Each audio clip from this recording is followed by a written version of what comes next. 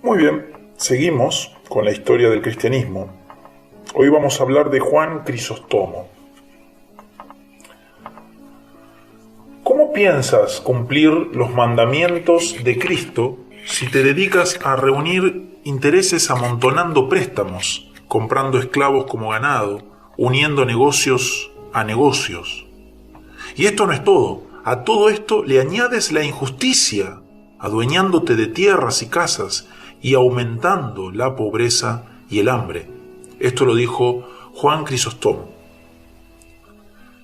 100 años después de su muerte, Juan de Constantinopla recibió el título por el que le conoce la posteridad, Juan Crisóstomo, el del habla dorada. Ese título era bien merecido, pues en un siglo que produjo a oradores tales como Ambrosio de Milán y Gregorio de Nicianzo, Juan de Constantinopla descolló por encima de todos, gigante por encima de los gigantes. Para Juan, sin embargo, el púlpito no fue sencillamente una tribuna desde donde ofreció brillantes piezas de oratoria.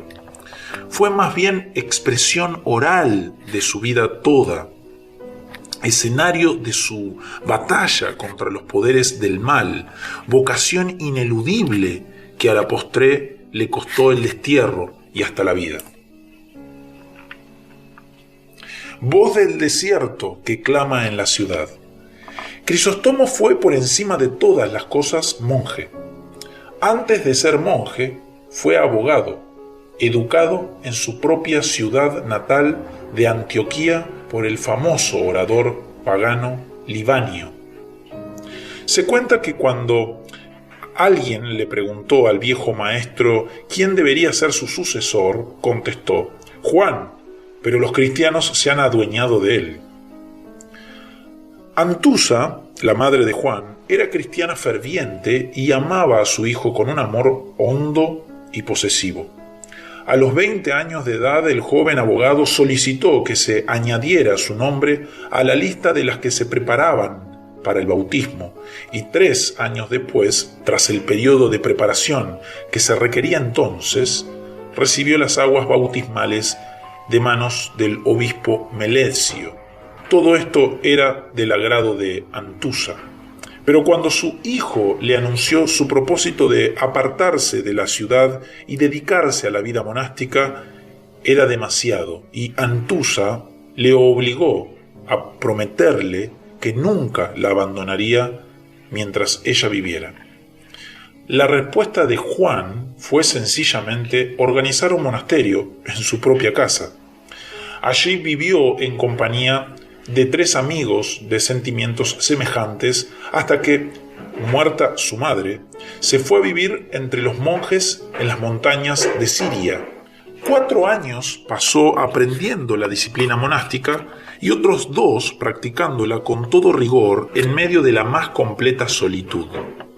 Como él mismo diría, esa vida monástica no era quizás la mejor preparación para la tarea pastoral. Muchos de los que han pasado del retiro monástico a la vida activa del sacerdote o del obispo resultan completamente incapaces de enfrentarse a las dificultades de la nueva situación. En todo caso, cuando Juan regresó a Antioquía tras sus 6 años de retiro monástico, fue ordenado diácono y poco después presbítero. Como tal, comenzó a predicar y pronto su fama se extendió por toda la iglesia de habla griega. Cuando en el año 397 quedó vacante el episcopado de Constantinopla, Juan fue obligado por mandato imperial a ocupar ese cargo. Tal era su popularidad en Antioquía que las autoridades guardaron el secreto de lo que se tramaba. Sencillamente se le invitó a visitar una capilla en las afueras de la ciudad, y cuando estaba lejos de la población se le ordenó montar en la carroza imperial, en la que fue trasladado a Constantinopla contra su propia voluntad. Allí fue consagrado obispo o patriarca, pues el obispo de esa ciudad ostentaba ese título a principios del año 398. Constantinopla era una ciudad rica, dada al lujo y a las intrigas políticas. Esta situación se empeoraba por cuanto el gran emperador Teodosio había muerto, y los dos hijos que le habían sucedido, Honorio y Arcadio, eran indolentes e ineptos. Arcadio, quien supuestamente gobernaba el oriente desde Constantinopla, se dejaba gobernar a su vez por el chambelán de palacio.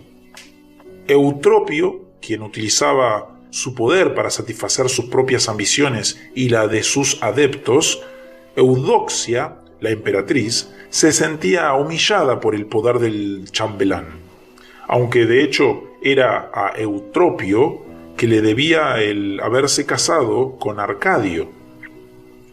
En la propia elección de Juan no habían faltado intrigas de las que él mismo no estaba enterado, pues Teófilo, el patriarca de Alejandría, había hecho todo lo posible por colocar sobre el trono episcopal de Constantinopla a Alejandrino, y había sido Eutropio quien había impuesto su voluntad y nombrado al antioqueño Juan.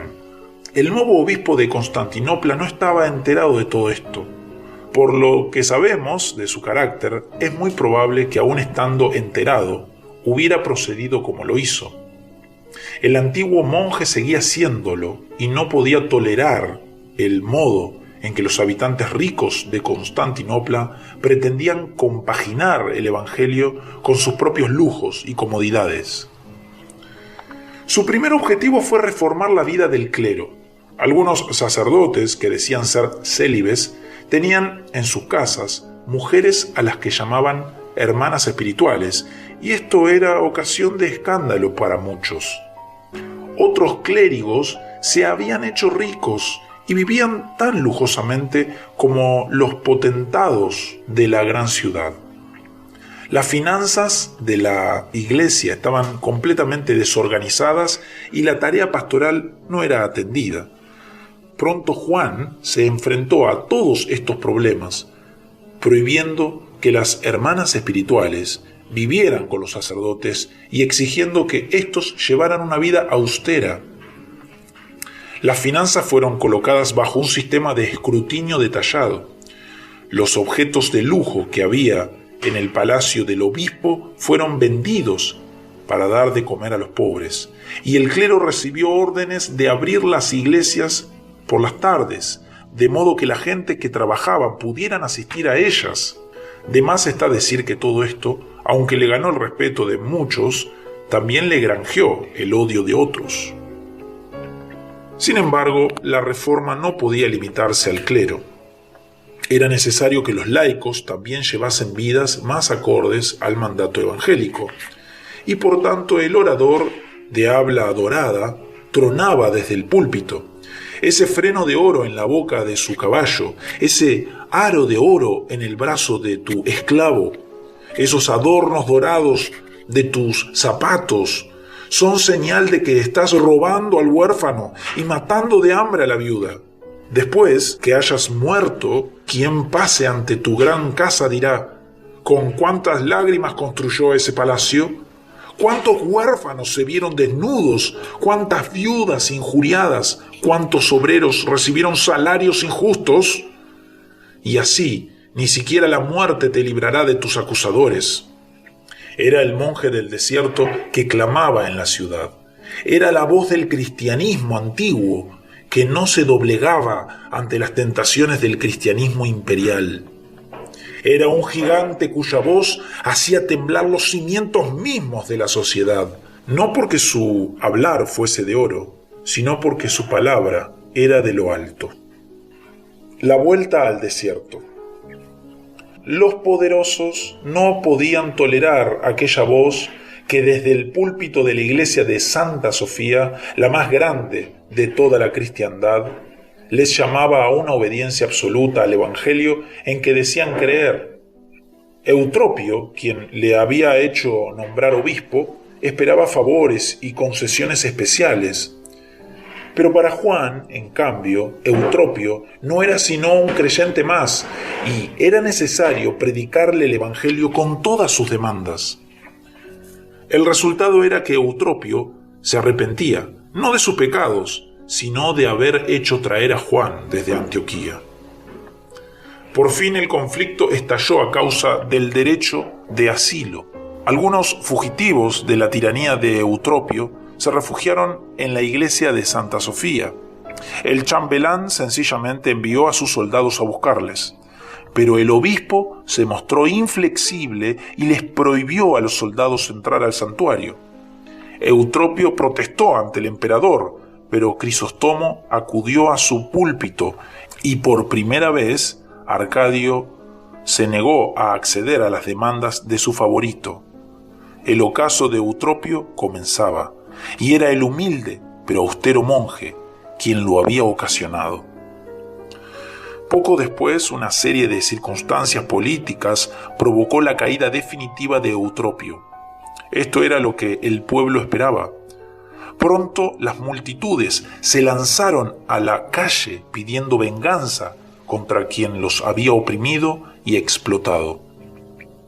Eutropio no tuvo otra alternativa que correr a Santa Sofía y abrazarse al altar. Cuando el pueblo llegó a su búsqueda, Crisóstomo salió a su encuentro e invocó el mismo derecho de asilo que antes había invocado contra Eutropio. Frente al pueblo, frente al ejército y por último frente al emperador, Crisóstomo defendió la vida de Eutropio, quien continuó refugiado en Santa Sofía hasta que trató de escapar y sus enemigos lo capturaron y dieron muerte. Sin embargo, había otros enemigos que Crisóstomo se había granjeado entre los poderosos.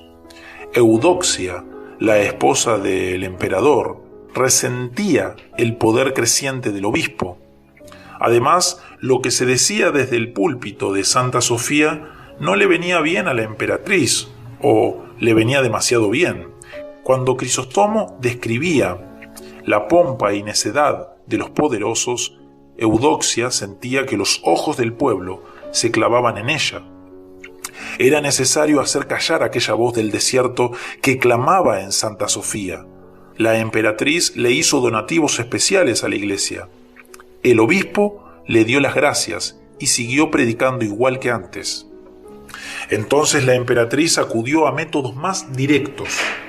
Cuando Crisóstomo tuvo que ausentarse de la ciudad para atender a ciertos asuntos eclesiásticos en Efeso, Eudoxia se alió con Teófilo de Alejandría.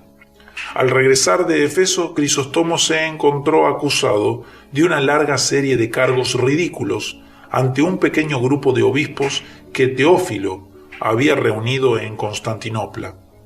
Crisóstomo no les hizo el menor caso y sencillamente continuó predicando y atendiendo a sus deberes pastorales. Teófilo y los suyos lo declararon culpable y le pidieron a Arcadio que lo desterrara. A instancias de Eudoxia, el emperador accedió al pedido de los obispos y ordenó que Juan Crisóstomo abandonara la ciudad.